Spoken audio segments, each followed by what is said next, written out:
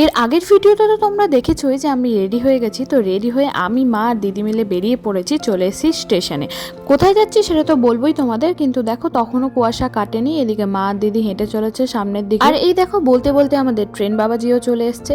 তো চলো উঠে পড়েছি ট্রেনে আর ছেড়ে বেরিয়ে গেলাম মালদা টাউন স্টেশন। তো চলো এবার বলেই ফেলি তোমাদের কোথায় যাচ্ছি।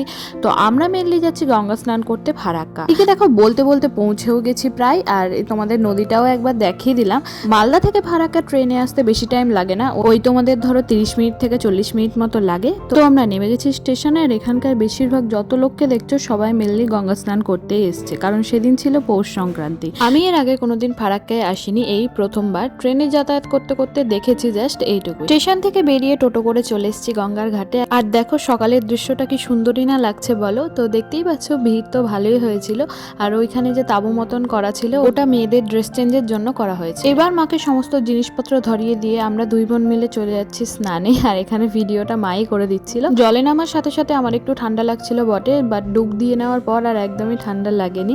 তারপরে বেশ বসে থাকতে ভালোই লাগছিল রোদের মধ্যে। আমি তো অনেকক্ষণই বসেছিলাম, তারপর আবার মা স্নান করে এলো, তারপর আর কি আমরা ওখান থেকে বেরিয়ে পড়ছি। এবার সবার স্নান ধান কমপ্লিট হয়ে গিয়েছিল, তারপরেও আমরা আরো কিছুক্ষণ বসেছিলাম। দেখো বসে থাকতে থাকতে আমার চুল টুল সবই শুকিয়ে গেছে। এবার আমাদের ওখান থেকে বেরিয়ে যাওয়ার পালা। তো আমরা বেরিয়ে পড়ছি ওখান থেকে। এখান থেকে টোটো ধরে আমরা চলে এসেছিলাম বাস স্ট্যান্ডে, কারণ এবার আমরা বাসে করেই ফিরবো, কারণ তখন আর কোনো ট্রেন ছিল না। তো আস্তে আস্তে একটা দোকানে আমরা পরোটা আর তরকারিও খেয়ে নিয়েছিলাম। তারপর আমরা সেখান থেকে বাসে উঠে চলে আসি বাড়ি, আর বাসে আসতে প্রায় 1 ঘন্টার উপরই লাগে।